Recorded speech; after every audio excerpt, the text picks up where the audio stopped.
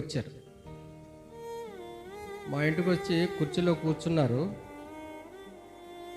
కూర్చుంటే ఏసన్న ఆయన చాలా ఎత్తుగా ఉన్నాడు, తెల్లని బట్టలు వేసుకున్నాడు, చాలా ఎత్తుగా ఉన్నాడు. ఎత్తుకుంటే యోసేపు టీ పెట్టు అన్నారు. అలాగే అన్నాను.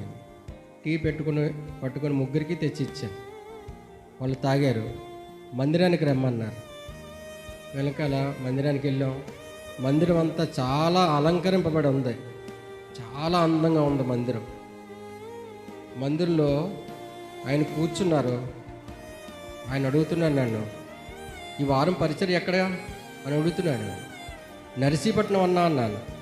నేను ఎలా మాట్లాడుతుంటే మా ఆవిడ పక్క నుండి ఎవరితో మాట్లాడుతున్నావు నువ్వు అని అడుగుతుంది.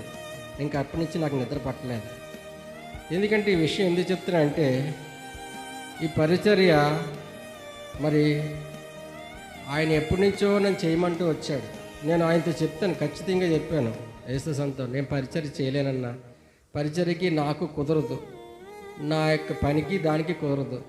ఎందుకంటే మీరు మందిరకు సంబంధించిన ఏ పని అంటే చెప్పండి, నేను చేసి పెడతాను. అది నా సమర్పణ. ఏదైనా మందిర పనే కదా, పరిచర్య ఏదైనా పరిచర్యే కదా అని ఆయనతో చెప్తూ వచ్చాను. అయితే నా గురించి ఆయన ప్రార్థన చేస్తూ వచ్చాడేమో.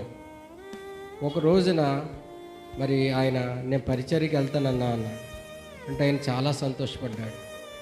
కాబట్టి ఆయన ప్రార్థన ఫలితంగా ఈ దినాన్ని మీ మధ్యలో నేను వాడబడుతున్నాను.